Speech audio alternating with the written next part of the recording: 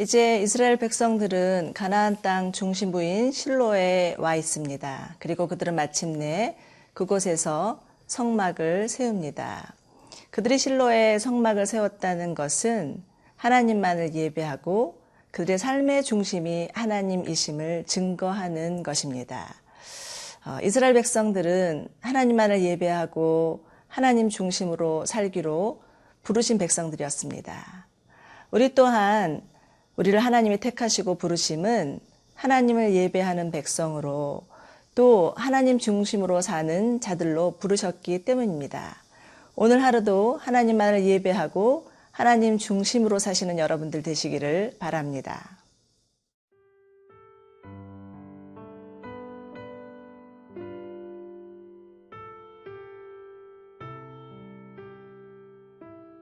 여호수아 18장 1절에서 10절 말씀입니다.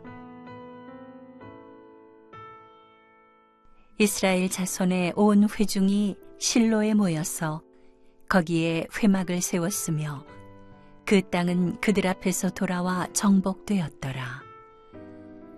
그러나 이스라엘 자손 중에 그 기업의 분배를 받지 못한 자가 아직도 7지파라. 여호수아가 이스라엘 자손에게 이르되 너희가 너희 조상의 하나님 여호와께서 너희에게 주신 땅을 점령하러 가기를 어느 때까지 지체하겠느냐. 너희는 각 지파에 3사람씩 선정하라. 내가 그들을 보내리니 그들은 일어나서 그 땅에 두루 다니며 그들의 기업에 따라 그 땅을 그려가지고 내게로 돌아올 것이라. 그들이 그 땅을 7부분으로 나누되 유다는 남쪽 자기 지역에 있고 요셉의 족속은 북쪽에 있는 그들의 지역에 있으니 그 땅을 7부분으로 그려서 이곳 내게로 가져오라. 그러면 내가 여기서 너희를 위하여 우리 하나님 여호와 앞에서 제비를 뽑으리라. 레위 사람은 너희 중에 분깃이없나니 여호와의 제사장 직분이 그들의 기업이 됨이며 갓과 르우벤과 므낫세 반지파는 요단 저편 동쪽에서 이미 기업을 받았나니 이는 여호와의 종 모세가 그들에게 준 것이니라 하더라. 그 사람들이 일어나 떠나니 여호수아가 그 땅을 그리러 가는 사람들에게 명령하여 이르되 가서 그 땅으로 두루 다니며 그것을 그려가지고 내게로 돌아오라.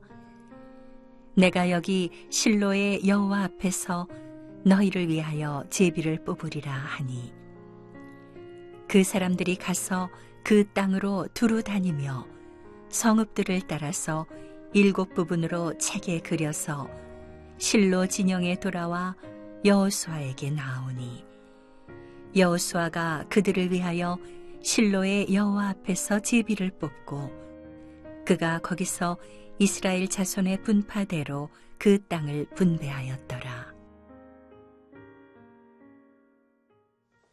이제 여호수아는 실로에 모인 이스라엘 백성들을 향하여서 책망하듯이 말하고 있습니다. 2절과 3절입니다.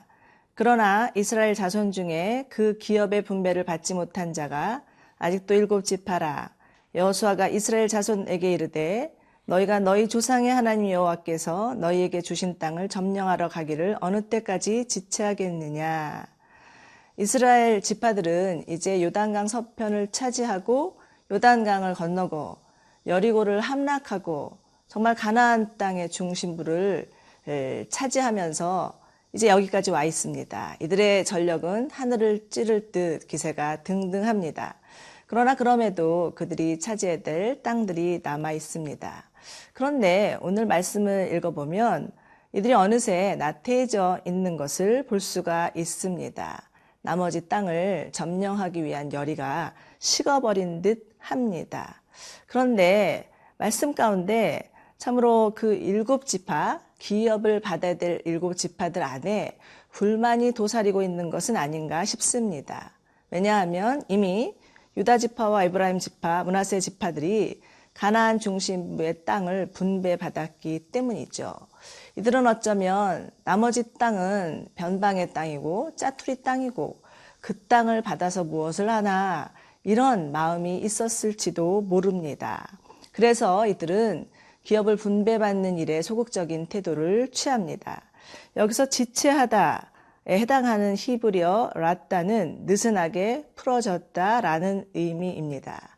그런데 이때 여호수아는 이들에게 더 이상 너희가 지체할 문제가 아니다. 너희는 지체하지 말고 담대히 나가서 땅을 차지하라. 이렇게 권면하고 있습니다.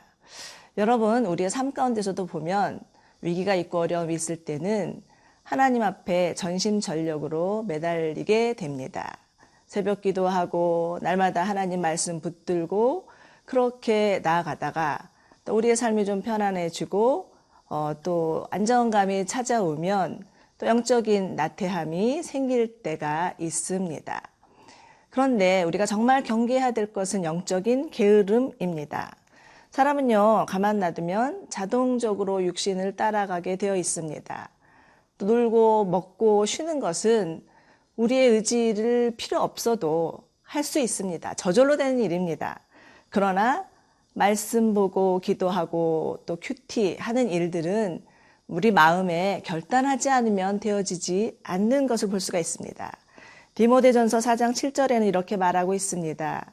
망령되고 허탄한 신화를 벗어버리고 경건에 이르기를 연습하라. 여러분들 그렇습니다. 연습하지 않고 훈련하지 않으면 경건의 삶은 유지하기가 어렵습니다.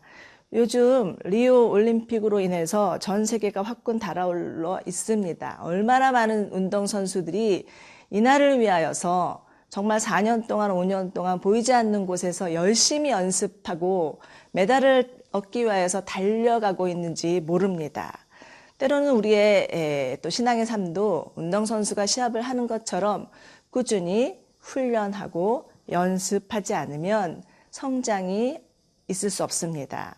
여러분 혹시 내가 예전에는 새벽 기도하고 철야 기도하고 큐티하고 정말 신앙이 좋았는데 지금은 예전 같지 않아 라고 생각하고 계시는 분들이 계십니까? 그러나 하나님은 오늘 여러분을 만나기를 원하십니다. 하나님은 오늘 여러분에게 새로운 양식, 신선한 만나를 공급해 주시기를 원하십니다. 간절한 마음으로 하나님 앞에 나아가면 하나님께서 주시는 새로운 은혜가 분명히 여러분 가운데 있을 것입니다.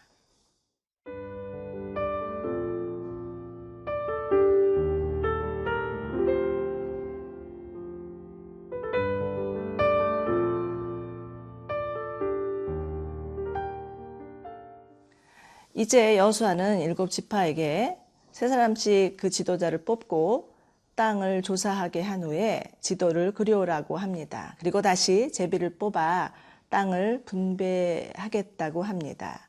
그리고 레위 지파만큼은 하나님이 그들의 기업이 되기 때문에 땅을 분배하는 일에서는 제외된다고 다시 한번 되짚습니다. 여호수아가 이렇게 말한 것은 하나님이 그들에게 주신 약속을 다시 상기하고 그 약속대로 또 순종하며 나가기를 원함이었습니다. 이스라엘이 기업을 분배받는 데는 세 가지 원칙이 있었습니다. 하나는 제비뽑기였고요. 두 번에는 그 지파의 규모에 따라서 인구수에 따라서 분배하는 일이었고요. 또 세 번째는 하나님의 약속에 근거한 것이었습니다. 이것은 참으로 이 이스라엘의 기업 분배는 전적인 하나님의 주권에 속한 일이었다라는 것이고 또 하나님께서 그들의 형편과 처지를 알고 계시다는 의미이고 또 하나님의 약속의 말씀을 성취하시겠다는 것입니다. 그렇기 때문에 이스라엘 지파는 그들에게 어떤 땅이 주어진 간에 그것은 하나님께서 주신 것이고 하나님의 주권에 속한 일이고 그들에게 가장 베스트로 주신다는 것을 믿어야만 했습니다. 로마서 12장 3절을 보면 하나님께서 이렇게 말씀하시죠. 마땅히 생각할 그 이상의 생각을 품지 말고 오직 하나님께서 각 사람에게 나누어 주신 믿음의 분량대로 지혜롭게 생각하라. 그렇습니다. 하나님은 신실하시고 공평하신 분이십니다. 그 어떤 상황에서도 하나님은 우리 가운데 공평하신 하나님이심을 잊지 말아야 됩니다. 아주 오래된 찬양인데요. 뇌성마비 장애인이었던 송명희 씨의 나라는 찬양이 있습니다. 그 찬양의 가사는 이렇습니다. 나 가진 재물 없지만, 나 가진 지식 없지만, 나 남에게 있는 건강 있지 않지만, 나 남에게 없는 것 있으니, 나 남이 못 본 것을 보았고, 나 남이 듣지 못한 음성을 들었고, 나 남이 보지 못한 사랑을 받았고, 나 남이 모르는 것을 깨달았네. 공평하신 하나님이 남이 없는 것 갖게 하셨네. 여러분들, 하나님이 하시는 일은 부당하지 않습니다. 하나님은 우리 각 사람을 아시고 가장 적합한 길로 인도하시는 분이십니다. 우리에게 주어진 것이 무엇이든 감사함으로 받는다면 우리 하나님께서 우리의 믿음의 삶에 지경을 넓혀 주실 것입니다. 이제 각 지파에게 뽑힌 사람들은 여호수아의 명령에 따라서 즉시 일어나서 가나안 땅을 두루 살피고 돌아오게 되면서 땅을 분배받습니다. 9절과 10절을 보시면요. 여호와의 명령과 그 제비 뽑기의 결과에 전적으로 순종하는 아름다운 모습이 부각되고 있습니다. 그러나 이들이 가나안 땅을 살피는 일은 결코 쉬운 일이 아니었을 것입니다. 그 땅에는 가나안 족속들이 원래 진을 치고 있었기 때문이죠. 그러나 이들은 믿음으로 담대히 그 약속의 땅을 취하기 위해서 나아갔습니다. 사랑하는 여러분, 하나님께서는 우리에게도 동일하게 믿음으로 하나님께서 주신 약속의 말씀을 취하라고 하십니다. 그리고 그 믿음으로 나아가는 자에게 하나님께서 기름을 부어주시고 인도하실 것이라고 약속하십니다. 오늘 하루도 믿음의 한 걸음 한 걸음을 걸어가는 여러분들 되시기를 축원합니다. 함께 기도하시겠습니다. 사랑하는 주님, 하나님께서 우리에게 약속해 주시고 그 약속하신 대로 또 믿음으로 나아가라고 말씀하여 주시니 감사합니다.